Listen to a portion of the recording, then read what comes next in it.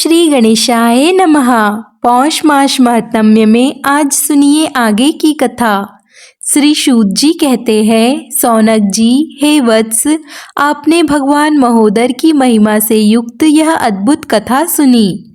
अब आपको एक और उपाख्यान सुनाता हूँ जिसमें भगवान महोदर की कीर्ति निहित है। उसे आप ध्यान पूर्वक सुनो।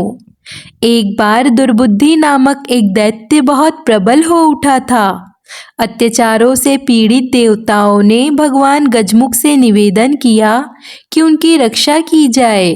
भगवान ने कृपा पूर्वक उन्हें अभयदान दिया और दैत्यराज दुर्बुद्धि को मार डाला। उस दैत्य का पुत्र ज्ञानारी भी बड़ा ही हठी और पराक्रमी था। अपने पिता के मरने पर उसने गजमुख से बदला लेने का निश्चय किया। उसकी प्रार्थना सुनकर दैत्य गुरु शुक्राचार्य ने उसे भगवान त्रिलोचन को प्रसन्न करने का परामर्श दिया और साथ ही पंचाक्षरी मंत्र ओम नमः शिवाय की शिक्षा भी दी।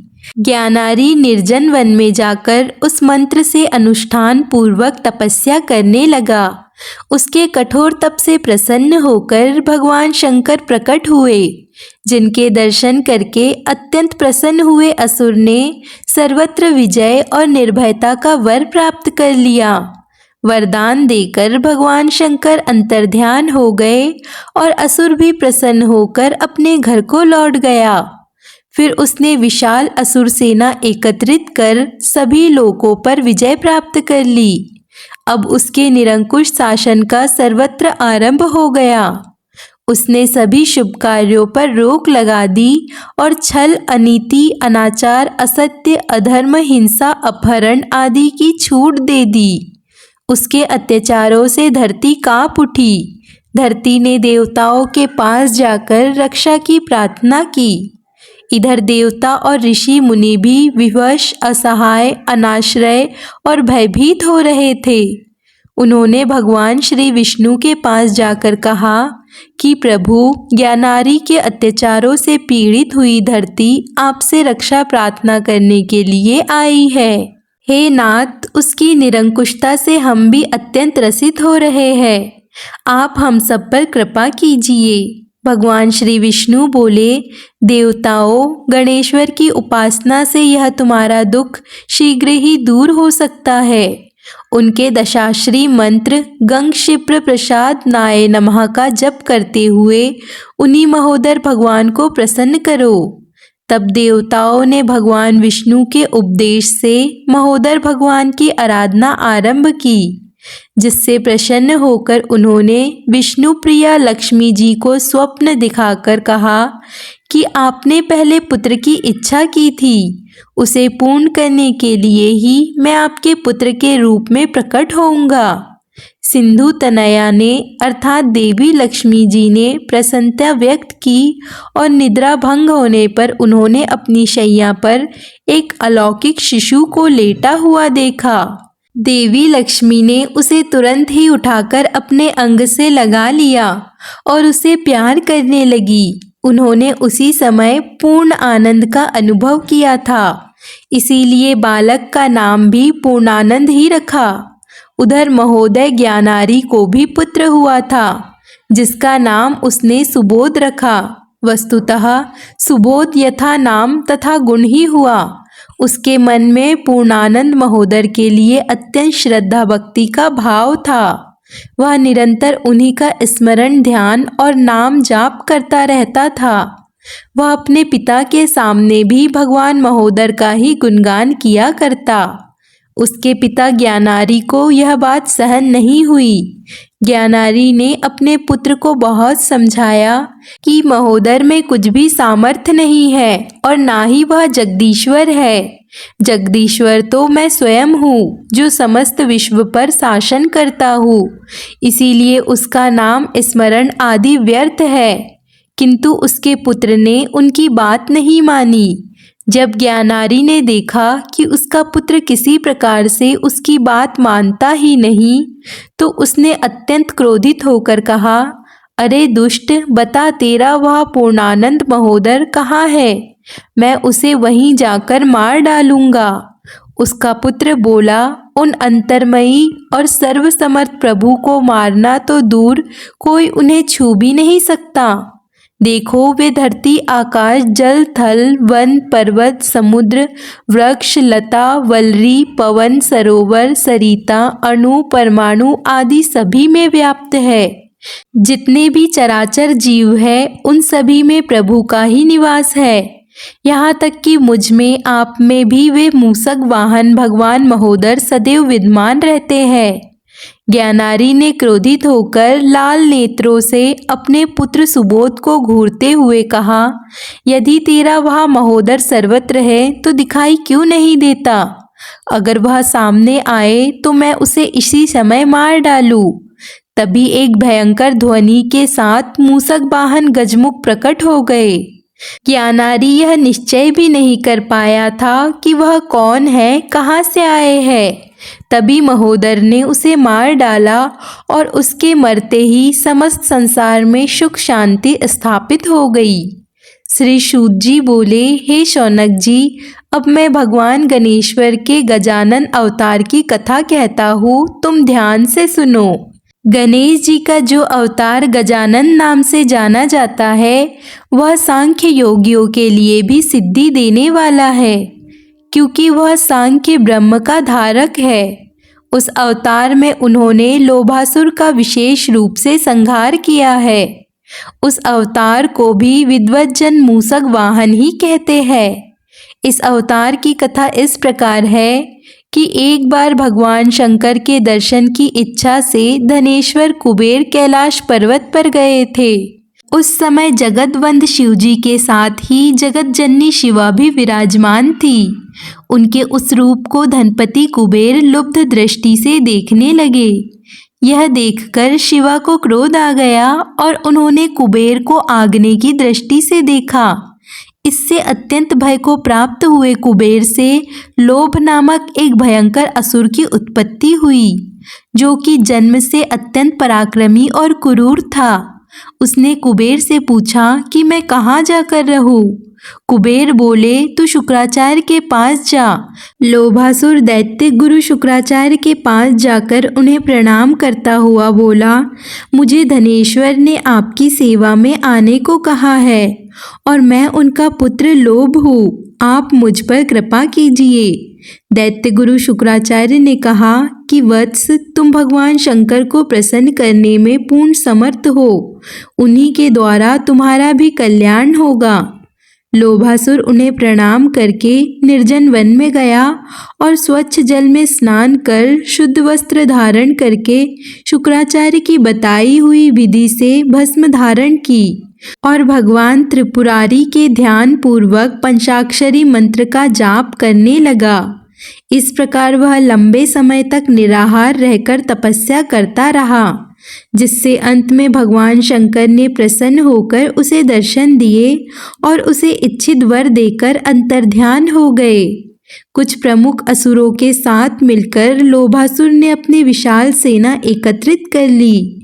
अपनी अत्यंत बढ़ी हुई शक्ति देखकर एक दिन उसने देवलोक पर आक्रमण कर दिया।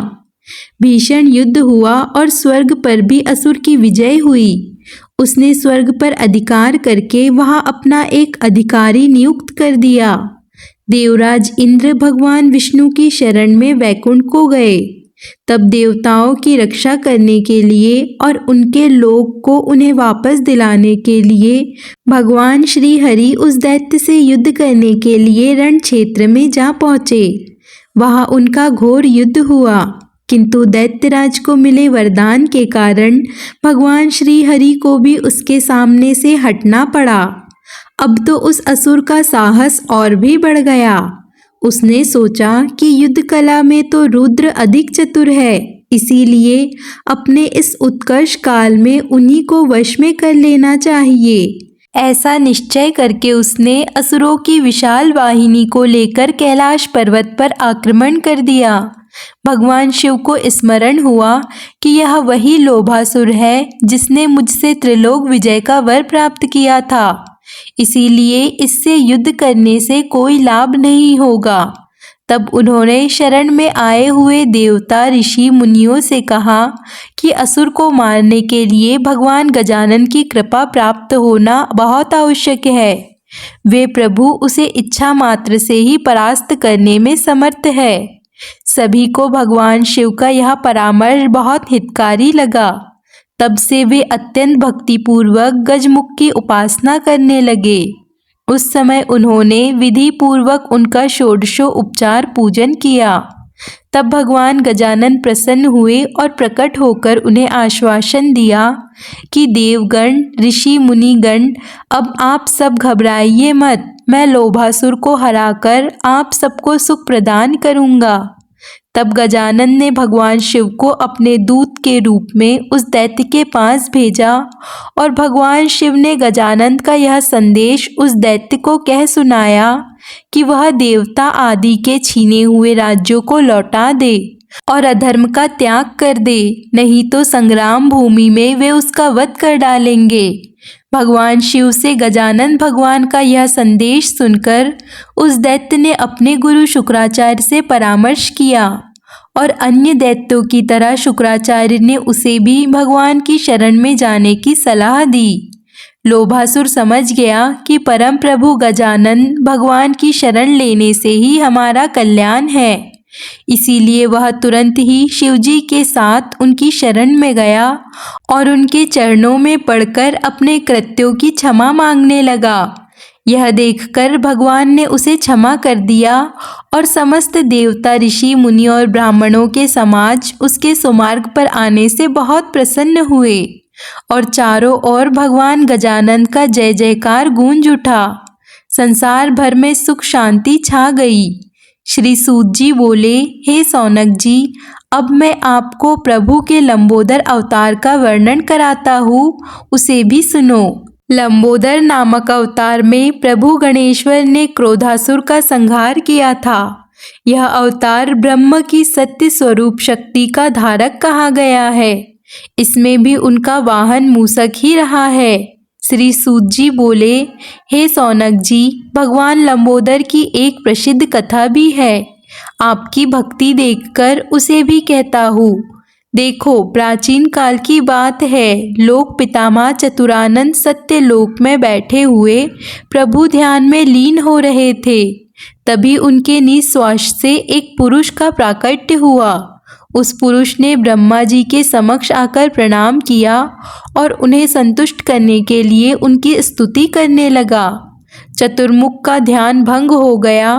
तब उस पुरुष को सामने खड़े होकर स्तुति करते देखकर ब्रह्मा जी बोले, वत्स, तुम कौन हो और किस उद्देश्य से मेरे सामने उपस्थित हो गए हो? उस पुरुष ने विनम्रता से निवेदन किया कि प्रभु, मैं आपके निश्वास से प्रकट हुआ हूँ, आपका पुत्र हूँ। आप मेरा नाम रखिए और मेरे रहने के लिए स्थान भी प्रदान कीजिए। यह सुनकर ब्रह्मा जी कहने लगे, वत्स, तेरे देखने मात्र से ही माया की वृद्धि होती है, इसीलिए तेरा नाम माया का रखना उचित रहेगा। हे महामते, तेरी समस्त मनोकामनाएं पूर्ण होगी और तेरी गति में कहीं भी कोई अवरोध नहीं होगा। तू सदैव स्वस्थ रहता हुआ सभी को अपने वश में करने में समर्थ होगा। चतुरानंद से ऐसा वर पाकर मायासुर को बड़ी प्रसन्नता हुई। वह उन्हें प्रणाम कर विश्व भ्रमण के लिए चल पड़ा। उसके वर प्रबल होने की बात जानकर विप्रचिंती नामक एक अत्यंत महाबली दैत्य उसको प्रणाम करते और उसकी अधीनता स्वीकार करते हुए उसे दैत्य गुरु शुक्राचार्य के पास लेकर गया। आचार्य ने उसे वर प्राप्त जानकर देवराज के पद पर अभिषिक्त कर दिया। फिर विप्रचित्त ने उसे सब प्रकार से संतुष्ट कर भौतिक सुखों के आकर्षण में फंसाने का प्रयास किया। दैत्यराज मायासुर कुछ समय तो वैसे ही विषय सुखों से लिप्त रहा। इसके बाद उसने पृथ्वी के सभी राजाओं को अपने वश में कर लिया। फिर वह पाताल पर जा चढ़ा। वहां घोर युद्ध के बाद नागों ने भी हार स्वीकार कर ली। अपनी पराजय से शेष नाग बहुत व्याकुल हुए। उन्होंने विघ्नराज भगवान लंबोदर की उपासना की। उनकी भक्ति से लंबोदर भगवान प्रकट हुए। तब शेष नाग ने उनके चरणों में प्रणाम करके प्रार्थना की कि प्रभु, मायासुर ने हमारा राज्य छीन लिया है। अब समस्त नाग बेघर हुए मारे मारे फिर रहे हैं। लंबोदर ने उनकी प्रार्थना सुनकर आश्वासन दिया कि नागराज, चिंता मत करो, मैं तुम्हारे अभिष्ट पूर्ण करने के लिए मायासुर को मार डालूंगा। सूत जी बोले, हे सौनक जी, फिर बाद में उन सर्वत्रयामी प्रभु ने शेषनाग के पुत्र रूप में अवतार प्रकट होकर मायासुर से घोर युद्ध किया और अंत में उसकी माया का विच्छेद कर उसे मार डाला। इससे समस्त नाग समाज प्रसन्न होकर उनकी जय जयकार करने लगा और संसार भर में सुख शांति छा गई। सूत जी ने फिर कहा कि हे हरिभक्त सौनक जी, भगवान गणेश्वर का एक अवतार विकट नाम से भी प्रख्यात हुआ था। अब मैं तुम्हें उस अवतार से संबंधित उपाख्यान सुनाता हूँ।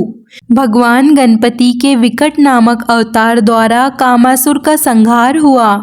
यह प्रभु सौर ब्रह्म के धारण करने वाले मयूर वाहन कहे जाते हैं। उनकी कथा इस प्रकार है कि एक बार की बात है, जलंधर नामक असुर बहुत प्रबल हो रहा था। समस्त संसार उससे त्रस्त था। उसकी पत्नी वृंदा बहुत पतिव्रता थी। इस कारण जलंधर का परास्त किया जाना किसी भी प्रकार संभव नहीं था। तब देवगण सोचने लगे कि किसी प्रकार वृंदा का पतिव्रता धर्म नष्ट हो तो कोई कार्य बने। इस कार्य को हाथ में लिया भगवान श्री विष्णु ने और जलंधर का रूप बनाकर वह वृंदा के भवन में जा पहुँचे। उस समय जलंधर रण क्षेत्र में गया हुआ था। वृंदा ने भी श्री विष्णु को पति के रूप में देखकर उनका बड़ा सत्कार किया। वृंदा के स्पर्श करते ही श्री हरि के दिव्य शरीर से एक अत्यंत तेजस्वी असुर की उत्पत्ति हुई। वह असुर अदृश्य की प्रेरणा से दैत्य गुरु शुक्राचार्य की सेवा में पहुंचा और उन्हें प्रणाम कर एक और खड़ा हो गया। फिर बोला, प्रभु, मुझे शिष्य रूप में स्वीकार कीजिए। शुक्राचार्य बोले, तू कामातुर के कारण उत्पन्न हुआ है, इसीलिए तेरा नाम कामासुर होगा।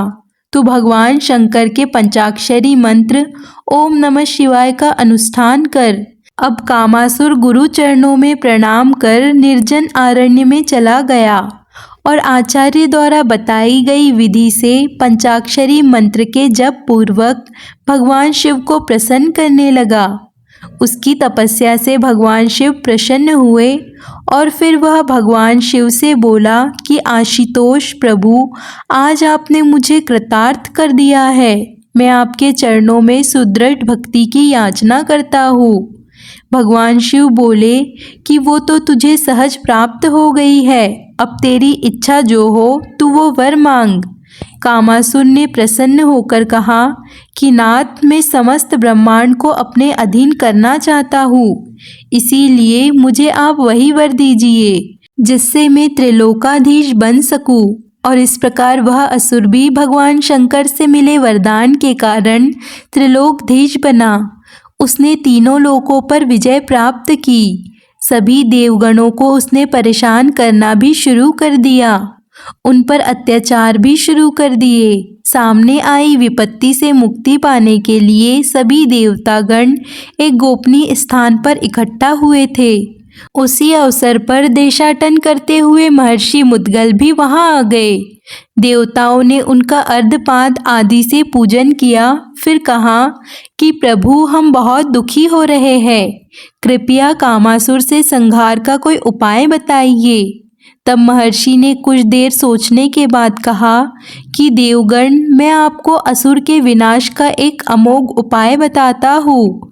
वह सिद्ध क्षेत्र मयूरेश है। वहाँ जाकर भगवान गणेश्वर की प्रसन्नता के लिए तपस्या करो। वे प्रभु तुम्हारा संकट अवश्य ही दूर करेंगे। तब सभी देवगणों ने उस सिद्ध क्षेत्र में जाकर भगवान गणेश्वर की आराधना आरंभ कर दी। गणेश्वर भगवान उनकी तपस्या से प्रसन्न होकर दर्शन देकर कहने लगे कि घबराओ मत, मैं कामासुर को पराजित कर तुम्हारा मनोरथ अवश्य ही पूर्ण करूँगा। जब कामासुर ने यह सुना तो वह क्रोधित हो गया उसने तुरंत ही असंख्य दैत्य सेना लेकर देवताओं और मुनियों पर आक्रमण कर दिया। उन्हें व्याकुल देखकर भगवान गणेश्वर मयूर पर सवार होकर युद्ध के मैदान में पधारे और दैत्य का विनाश करने लगे। दैत्य सेना को नष्ट भष्ट कर भगवान गणेश्वर ने उस दैत्य से कहा कि अगर तुझे अपने प्राणों की चिंता हो तो तू मेरे शरण में आ जा, नहीं तो मेरे हाथों तेरा वध निश्चित है। यह सुनकर कामासुर का क्रोध और भी बढ़ गया। उसने मयूर वाहन गणेश्वर पर एक भयंकर गदा फेंका, किंतु वह गदा भगवान के चरणों के समीप जा गिरा। दूसरी बार उसने पुनः प्रयोग किया, उसकी भी वही दशा हुई। तब उसे दैत्य गुरु शुक्राचार्य के वचनों का स्मरण हुआ। उन्होंने कहा था कि राजन, यदि भगवान मयूर वाहन युद्ध में आ जाए तो तुम उनकी शरण में आ जाना, क्योंकि वही सर्ग स्थिति और प्रलय के कारण रूप आदिदेव गणेश्वर है। उन पर तुम्हारा कभी कोई वश नहीं चल सकता। तब कामासुर ने तुरंत ही प्रभु के चरण पकड़ लिए और अपने अपराधों की क्षमा मांगने लगा। भगवान गणेश्वर ने भी कृपा पूर्वक उसे अपनी भक्ति प्रदान की। श्री सूत जी बोले, हे मुने, अब मैं तुम्हें भगवान गणेश के विघ्नराज रूप का उपाख्यान सुनाता हूँ। हे सौनक, भगवान गणपति का जो विघ्नराज अवतार है वह शेष वाहन कहा जाता है। प्राचीन समय की बात है, गिरिराज नंदनी पार्वती जी का विवाह हो चुका था। वे उपवन में अपनी सखियों के साथ बैठी हुई वार्तालाप कर रही थी। तभी किसी एक बात पर उन्हें जोर से हंसी आ गई और उनकी उस हंसी से ही एक पर्वताकार किंतु अत्यंत मनोरम पुरुष उत्पन्न होकर उनके सामने खड़ा हुआ। उस पुरुष को देखकर गिरिराज नंदनी को बड़ा आश्चर्य हुआ। सोचने लगी, यह कौन है, कहाँ से आया। फिर उन्होंने सामने खड़े हुए उस पुरुष से प्रश्न किया कि यहाँ पर आने का तुम्हारा उद्देश्य क्या है।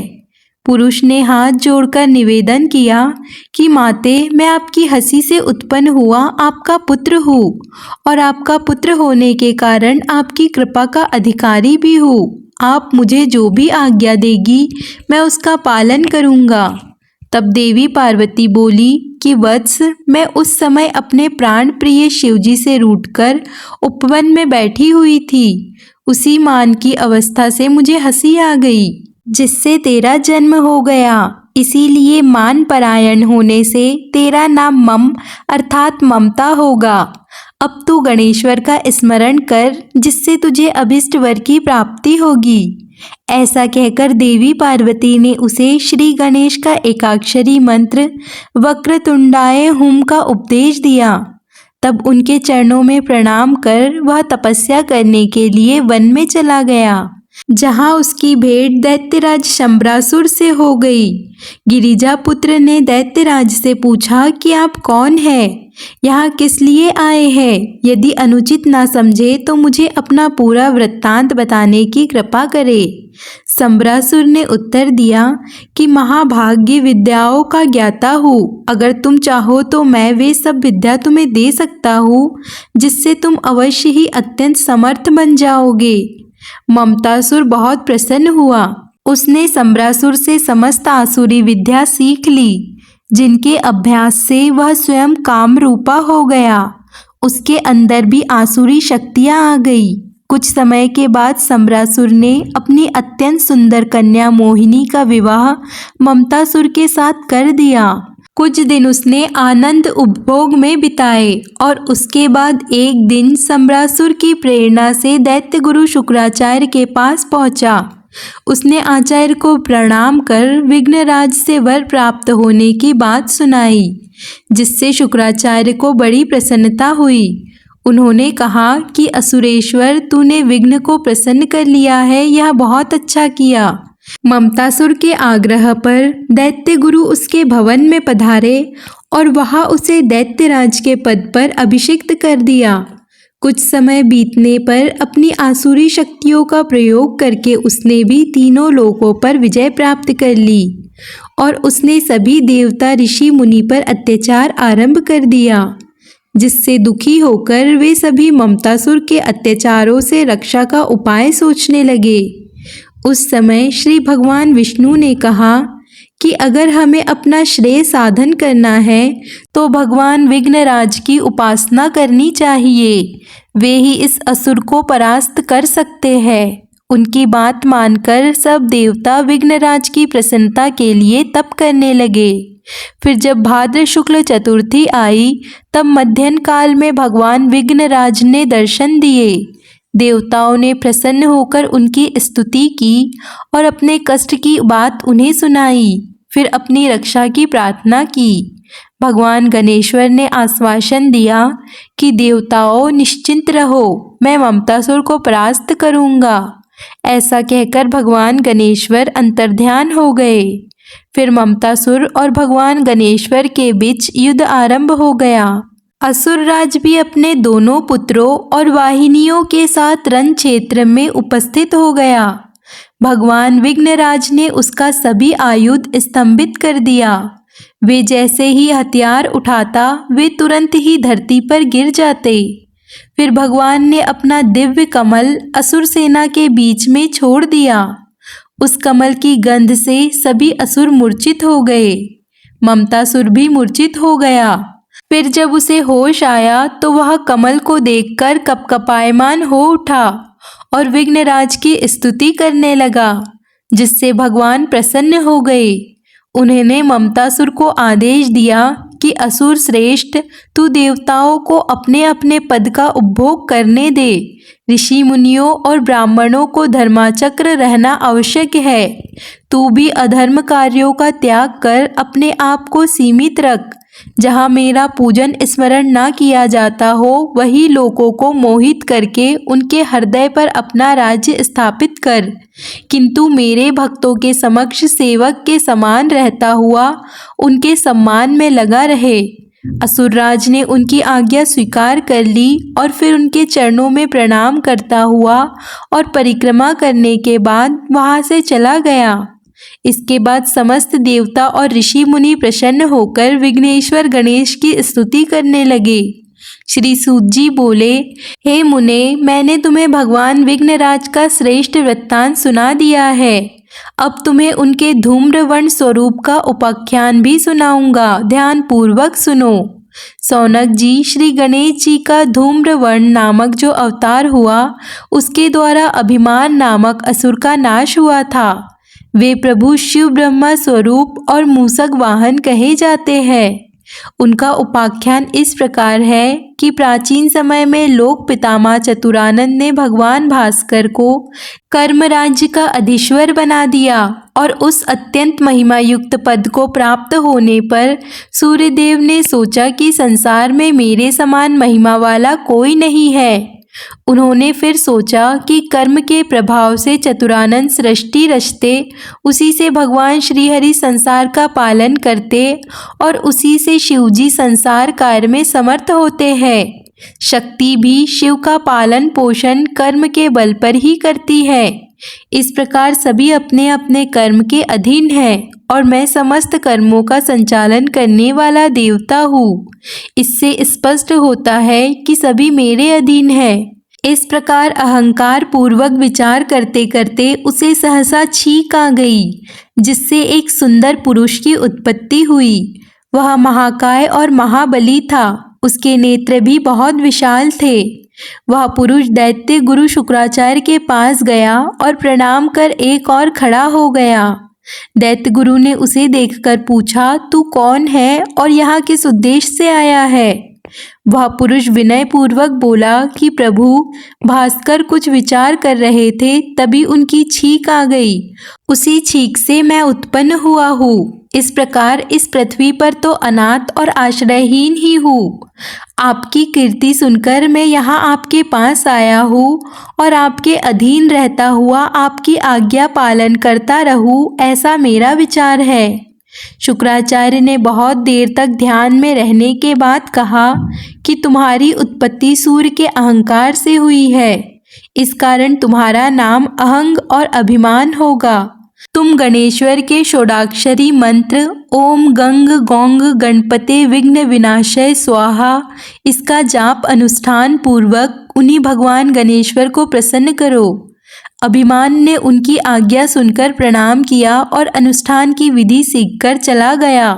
फिर स्नान आदि से निवृत्त होकर अनुष्ठान करने लगा। उसने 1000 दिव्य वर्षों तक श्री गणेश जी का ध्यान करते हुए कठिन तपस्या की। एक दिन मूषक वाहन गणाध्यक्ष प्रसन्न हो गए। अभिमान ने देखा कि भगवान प्रकट हो गए हैं। उनका गजेंद्र के समान मुख, एक दंत, 3 नेत्र, शूर्पणखा उदर है। वे चतुर्भुज स्वरूप प्रभु अपने कमल कमलों में पाश आदि आयुध धारण किए हुए हैं। उनके दर्शन करके अभिमान प्रसन्न हो गया।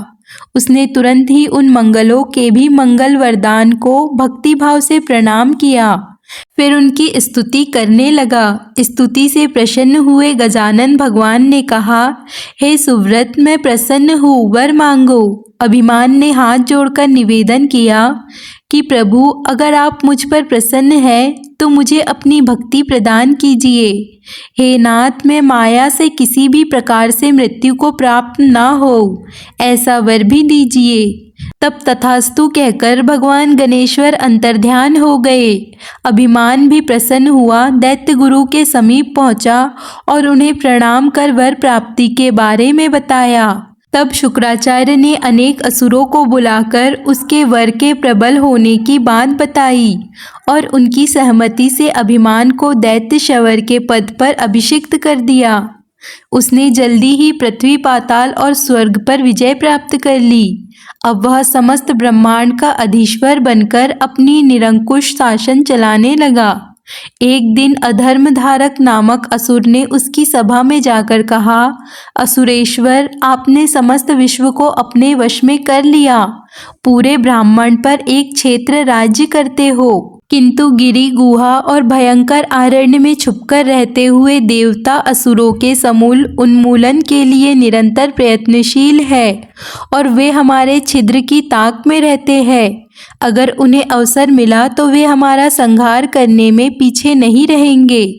इसीलिए जहाँ तक संभव हो उनका अस्तित्व समाप्त कर देना चाहिए। वे सब यज्ञ आदि कर्मों द्वारा पोषण प्राप्त करते हैं, इसीलिए उन कर्मों की समाप्ति बहुत आवश्यक है। अहंकासुर ने उनकी बात मान ली और यज्ञ आदि कर्मों को नष्ट करने का आदेश दे दिया।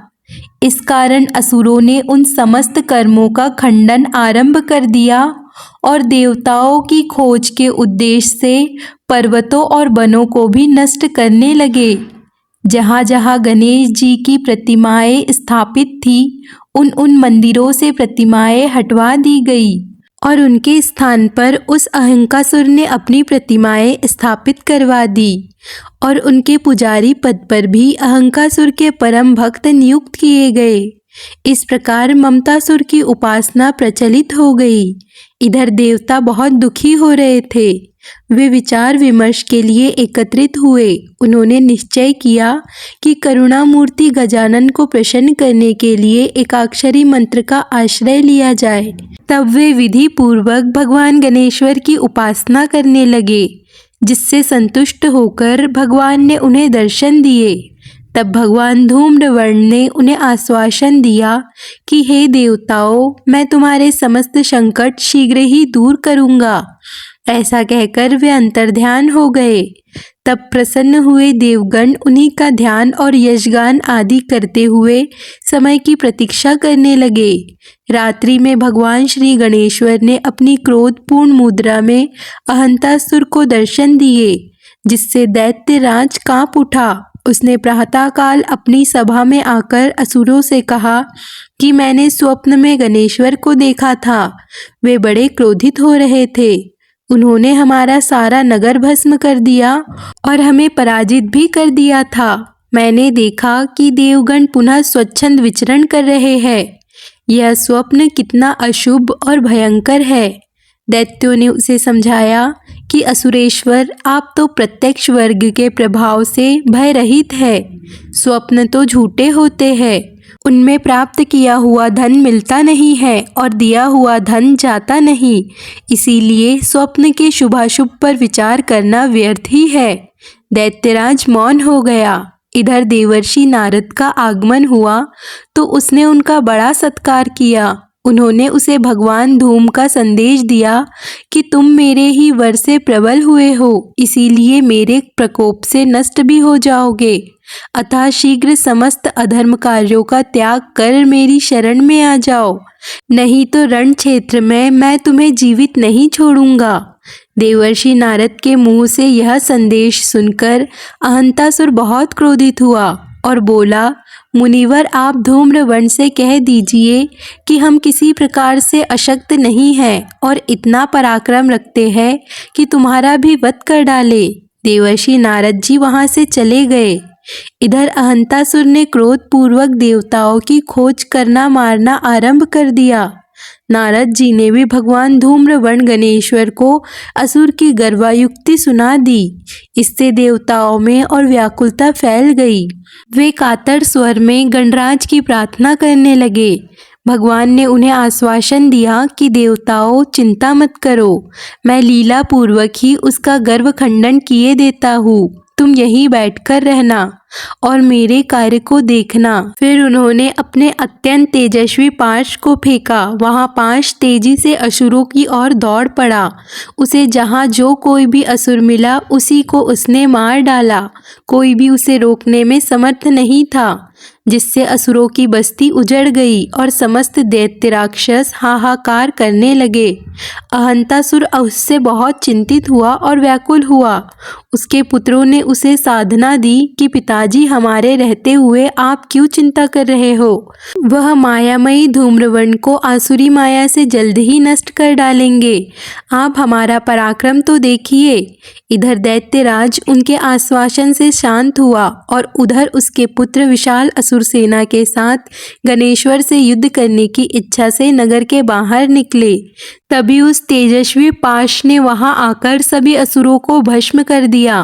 अंतःसुर के दोनों पुत्र भी उस पाश के तेज से दग्ध होकर परलोक चले गए। अहंतासुर ने सुना तो वह समस्त दैत्य सेना के साथ रण क्षेत्र में आ गया। पाश तो अब भी सक्रिय था। वह उसकी सेना को रुई के ढेर के समान भस्म करता चला गया। इस प्रकार कुछ ही समय में उसकी समस्त दैत्यवाहिनी नष्ट हो गई। वह पाश अंतासुर की ओर बढ़ने लगा। यह देखकर उसने जल्द ही दूर भागकर अपने प्राण बचाए। फिर वह कांपता हुआ दैत्य गुरु की शरण में जा पहुंचा और उन्हें प्रणाम कर बोला, प्रभु, धूम्रवर्ण के माया पाश के सामने मेरी एक भी नहीं चली। समस्त दैत्य सेना मारी गई और मैं बड़ी मुश्किल से बचकर यहाँ तक आ सका हूँ। हे गुरुदेव, मुझे यह वरदान प्राप्त हुआ है तो फिर उसके निष्फल होने का क्या कारण है? शुक्राचार्य बोले, मूर्ख, उन गणाध्यक्ष को तू भूल गया जिन्होंने वर प्रदान कर प्रबल और अजय बनाया था। उन मायादय प्रभु की इच्छा ही इतनी प्रबल है कि तीनों लोकों को समस्त क्रियाएं उन्हीं से चलती है। देख, स्वर्ग के देवताओं, पृथ्वी के मनुष्य और पाताल के असुरों और नागों आदि के निर्विघ्न जीवन यापन की व्यवस्था भी उन्हीं की इच्छा से होती है। तूने उनसे वर प्राप्त करके उन्हीं की व्यवस्था और इच्छा के कार्यों में व्यवधान उपस्थित कर दिया और देवताओं और मुनिगणों को बड़ा कष्ट पहुंचाया। तेरे अत्याचार से समस्त प्राणी उत्पीड़ित हो रहे हैं। अब तू तुरंत ही उन प्रभु की शरण में जा, नहीं तो वे तेरा सर्वनाश कर डालेंगे। असुरेश्वर ने कहा, प्रभु, उन्होंने अभी क्या छोड़ा है? वहाँ भीषण संहार कर डाला है। शुक्राचार्य ने उसे समझाते हुए कहा कि जो सेज बच गया है उससे तो तेरी रक्षा हो जाएगी, अन्यथा कुछ भी नहीं बचेगा। अहंतासुर शुक्राचार्य को प्रणाम कर धूम्रवर्ण की सेवा में उपस्थित हुआ और उनके चरणों में पड़कर रोने लगा। उसकी दुर्दशा देखकर करुणामय प्रभु ने उसे क्षमा कर दिया और वह पाश लौटकर उनके पास आ गया। फिर असुर ने उनकी स्तुति करना प्रारंभ कर दिया। स्तुति से संतुष्ट हुए भगवान ने कहा, महासुर, अब तू देवताओं के स्थान, धर्म स्थान, यक्षशाला, तीर्थ, मंदिर आदि को तुरंत छोड़ दे और जहाँ मेरे भक्त नहीं हैं और जहाँ मेरी पूजा उपासना नहीं होती है वहाँ जाकर निवास कर। मेरे भक्तों, देवताओं, ऋषि मुनियों आदि की रक्षा करने का भार भी तुझे ग्रहण करना होगा। अहंतासुर ने उनके आदेश का पालन का वचन दिया और फिर उनकी स्तुति करने लगा। फिर उनकी भक्ति प्राप्त कर वो वहाँ से तुरंत चला गया। यह देखकर देवतागण अत्यंत प्रसन्न हुए और मंगलमय गणेश जी का पूजन और स्तवन करने लगे। फिर गणेश जी को प्रणाम कर देवताओं ने उनका जय जयकार किया और जब वे प्रभु अंतर्ध्यान हो गए तब वे सभी हर्ष विभोर होकर अपने अपने स्थानों को चले गए। श्री सूत जी बोले, हे सौनक जी, मंगल में भगवान गणेश के धूम्रवर्ण अवतार का यह सुखदायक और पुण्यवर्धक उपाख्यान पूरा हुआ। इसे जो परम भक्त भाव पूर्वक श्रवण करता है वह सदैव ऐश्वर्य से संपन्न होता है। उनके द्वारा भोग और मोक्ष की प्राप्ति होती है। इसी के साथ आज पौष मास महत्म की कथाओं का समापन होता है। उम्मीद करती हूँ कि आपको हमारे चैनल पर सुनाई गई पौष मास की कथाएं पसंद आई होगी। हमारे चैनल पर कथाओं को सुनने के लिए और इतना प्रेम देने के लिए आप सभी का बहुत बहुत आभार और धन्यवाद प्रकट करती हूँ। इसके साथ ही आप माघ महीने की भी कथाएं हमारे चैनल पर सुनेंगे, तो हमारे साथ जुड़े रहिए। चैनल को सब्सक्राइब कर लीजिए और वीडियो को लाइक, कमेंट, शेयर करिए।